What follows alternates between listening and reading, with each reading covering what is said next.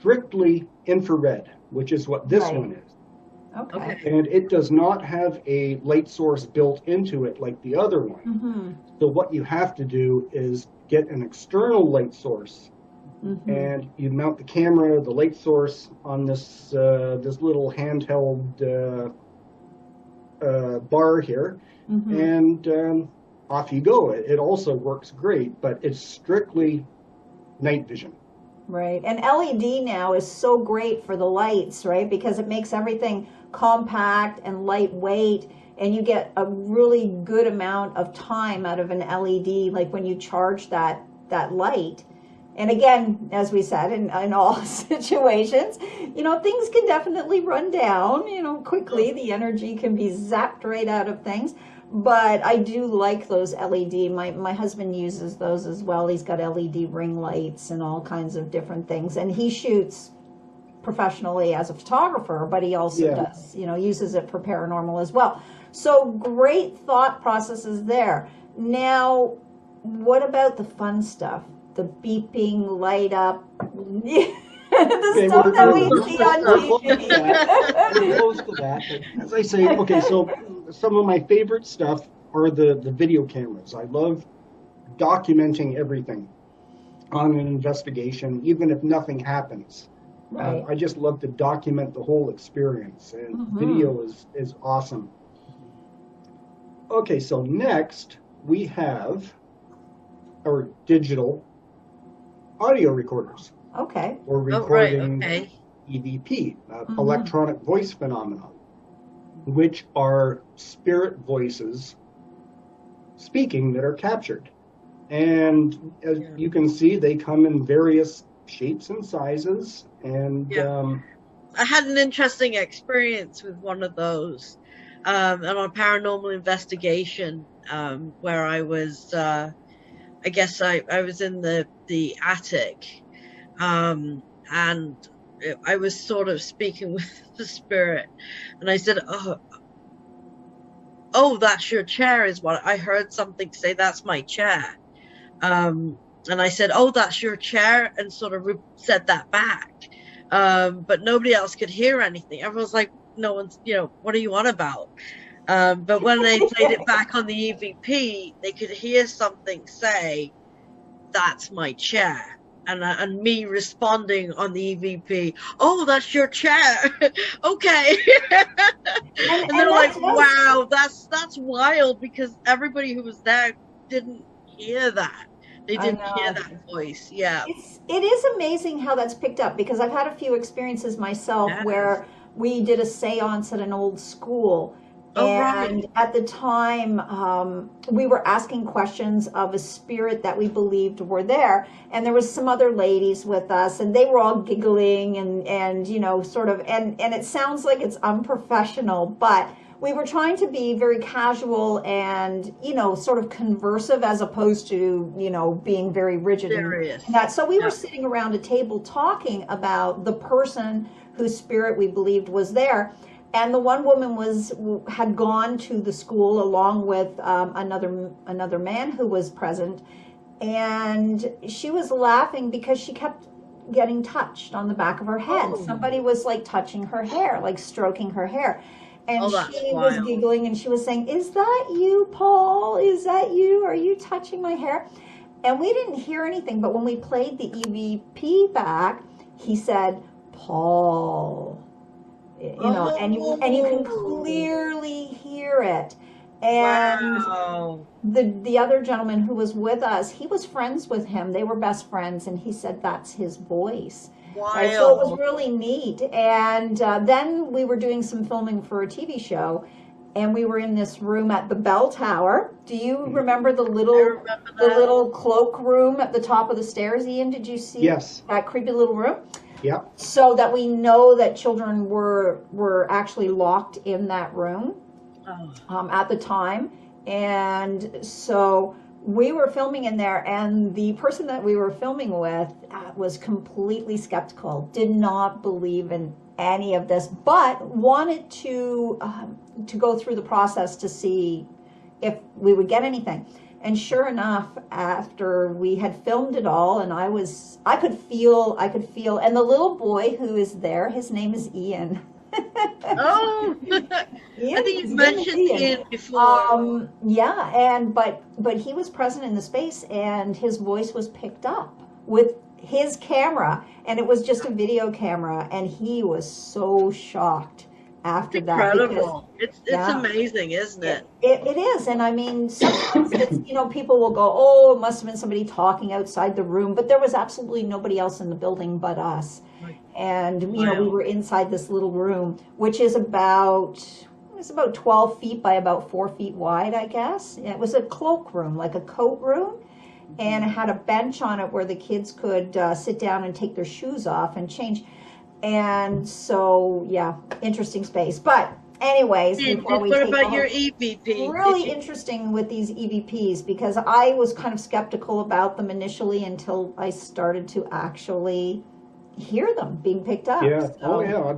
I've recorded some pretty good ones over the years, for sure. Nice. Yeah. We should, I'm digressing a little bit. EVP episode. But yeah, we should do a show where we play our EVPs that we've captured, because that would be really neat. I mean, we've got quite a few of them, and I'm sure you've got some too, but it would be really interesting to hear them, let people hear them, and then talk about that. Future show. Yeah. And it's the interpretation of those EVPs as well. Like, when we had a team of investigators, for me, you'd play it and people would interpret it differently. People would say, oh no, they're saying this. And somebody else would say, that's not what they're saying. They're saying this. Mm-hmm. So it was all like about perception too, Right, yeah. What they were hearing. Yeah. Good to say, true. So yeah. All right, Ian, what else you got? Now we come to now we come to the meat and potatoes of the paranormal equipment that everybody is familiar with from the TV shows, and that is the EMF detector. Oh, yes, the EMF electromagnetic it's famous field. Now. Yeah, and there are a million different kinds out there, and I have a few that I want to go over here. First is one of the most common, very inexpensive, and that is the K2 meter. Yes, the K2. Mm-hmm. And as you can see, it's very simple, just has a bank of lights on the top that runs from green to red. And depending on the strength of the magnetic field that you pick up, the appropriate light will illuminate. Now, this, as I say, this is a very popular one in paranormal circles. Although I'm not a huge fan of it. To me, it's a very cheap detector. If my neighbor, across the backyard turns on his microwave to heat up a sandwich at lunchtime, this would probably pick it up. Those things will just go completely to the red when I walk in a room. And we had they had EMF readers.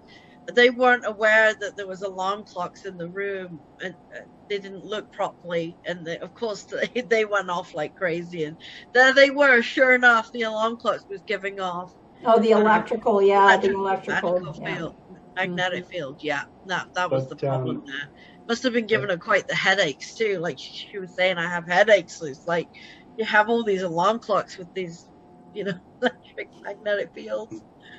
Well, despite what my personal opinion about this is a very popular device. It looks good on television. Thanks, yes, exactly. Yes. Thanks to the TV show Ghost Hunters. Mm-hmm. Yes. They utilized this device all the time, and it's become very popular because of them. It's easily recognizable now for people, right? And when they see it, they kind of relate immediately to its purpose. Yes. So, yes. So I know there's other ones like that. Do you have have better ones? Okay, yes. One of my absolute favorites is it's a very simple device. Multimeter. It's old school, and this is called a tri-field meter. Oh, a tri-field meter. And you can see it's not digital. How cool is that? It just has a dial and a needle. Well, it just detects you Oh, on the okay. dial. You turn the dial to whatever setting that you want to try to capture, whether it's electrical, magnetic. Oh, okay. You just I turn the like dial that. Yeah. and it turns on, and if something happens, the needle will spike. Mm-hmm. And this is actually, considering its simplicity of just a needle and a dial, this is a very, very good detector. It's very well sought after. And so Apparently, can you tell us again, what is that one called? it's called a tri-field meter. A tri-field meter. Okay. I'll write that down. Yeah, And, I'm writing it down right now.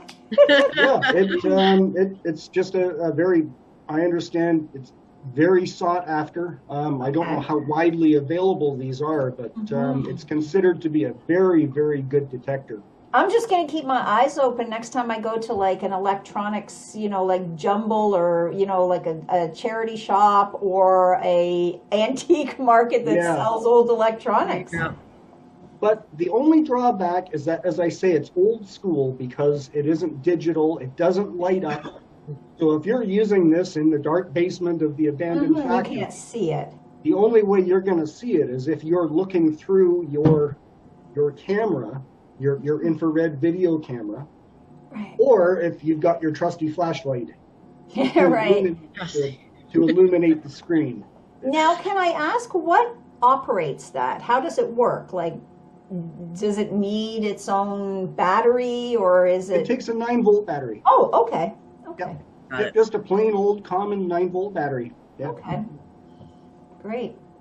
Okay, so now that brings us to the next generation of EMF detectors, and this is called a Mel meter.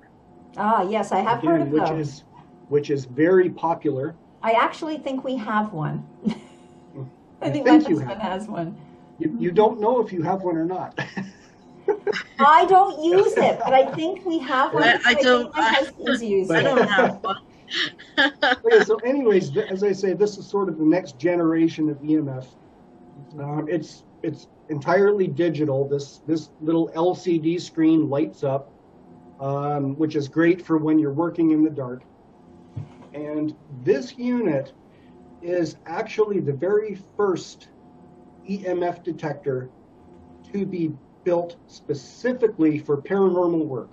Oh, okay. Oh. The tri-field, they're used by electricians, by plumbers for detecting the electrical within your house when they come in to do repairs that you need. Right. This one is the very first purpose-built unit for the paranormal. And there's a very sad story behind this. It's called the Mel meter because the gentleman who invented it, his daughter was named Melissa. Oh. And she was killed in a very tragic car crash. And the official model of this is called the Mel 8704. And 87 is the year she was born. 04 was the year that she passed away in the car accident.